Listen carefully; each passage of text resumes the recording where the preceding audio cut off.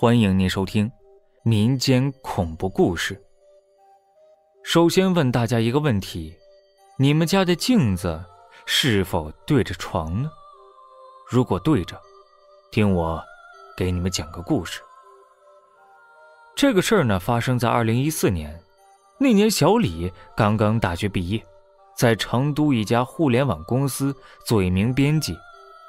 那时候刚毕业，没什么积蓄，就在武侯区租了一个比较老旧的楼房，房子很小，4室1厅，连卫生间都是公用的。屋里的摆设也很简单，只有一张床、一张桌子，还有一个带镜子的老式大衣柜摆放在床尾的位置。这虽然条件比较简陋，但是小李呢还是蛮开心的。这毕竟一个人住总比那些一间屋住了好多人的宿舍好一些。这小李呢，简单一收拾就安顿了下来。当天又是搬家又是收拾，累得小李够呛。所以呢，小李很早就上床睡觉了。这小李呀，这人有个毛病，就是认床。在家里的时候，换一个枕头都会影响睡眠。那天换了新的环境，小李很久也没有睡着，一直在床上翻来覆去很长时间，依旧没有睡意。不知道过了多久啊，才一点一点的迷糊起来。估计那个时候已经12点多了。睡着以后呢，小李就突然感觉非常非常的冷，整个屋里的气温一下子变得很低。那个时候正是7月份，这按理说正是很热的时候。后来小李实在是太冷了，被冻得醒了过来。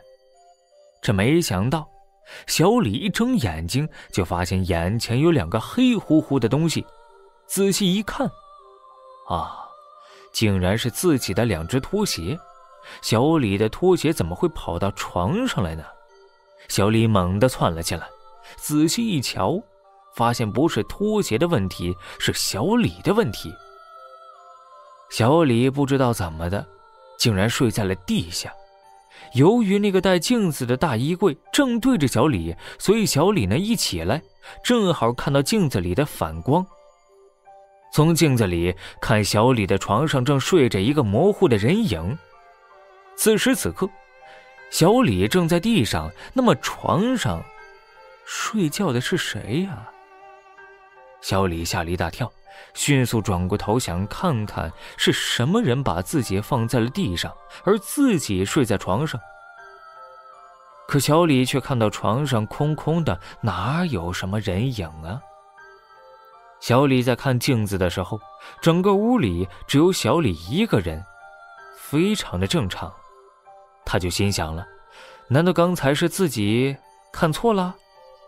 可是床上自己的被子却是铺好的，这让他很奇怪。按理说，如果是他梦游了，被子应该是被掀开的呀。难道是自己梦游掀开被子起来，就回头铺好被子，自己躺地上了？带着这些疑问，小李又躺在床上，下意识地朝镜子里面看了一眼，什么也没有。这些无法理解的问题折磨了他很久，大概在接近凌晨的时候，他才又一次睡着。而且他平时都有早起的习惯，那天因为晚上没有睡好，直到闹钟响了才醒。可是他醒来，他就感觉不对了，他发现自己竟然还睡在地下。他一咕噜地从地上爬起来，难道又梦游了？小李心想着，这以前他可从来没有这个毛病啊。接下来的几天，他几乎天天如此，每一次都是晚上好好的睡在床上，半夜都会在地上被冻醒，就好像每天晚上有人把他搬下来一样。而每次刚刚从地上醒来，都能从镜子的反光里看到一个模糊的人影在他的床上睡着，可回过头来，床上却空空如也。有一次晚上，他加班很晚才回家，从镜子前走过，有一个镜像一闪而过，镜子里有一个穿着红色旗袍的女人出现了那么片刻，他开始怀疑自己是遇到东西了，而且跟这面镜子肯定有关。经同事的介绍，来到了人民公园。这个公园的北门聚集了很多算命、看相、解风水的先生。小李来到了一个看起来生意不错的先生面前，可先生却不让他说话，说他已经看出了问题。这个先生说呀，看他的样子应该是遇到了闲碎，而且呢跟住宅的风水有关系。那个先生跟着他来到了这个房子，进屋后拿出一个罗盘，转了半天，很快找到了原因，然后就直直的朝着镜子走去。哎呀，小伙子，你这问题呀，就出现在这面镜子上的，怎么能对床摆呢？这镜子是风水上的反杀之物，会把附近的煞气全部吸引过来，再反射出去。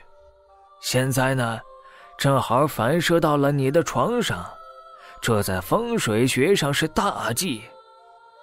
这面镜子有些年头了，映照了太多的人间事儿，很容易出事儿的，摆放起来呀，更是要讲究。这因为是房东的东西，小李也不能随意处理。后来那个先生给了他一块红布，晚上睡觉的时候把这面镜子遮起来。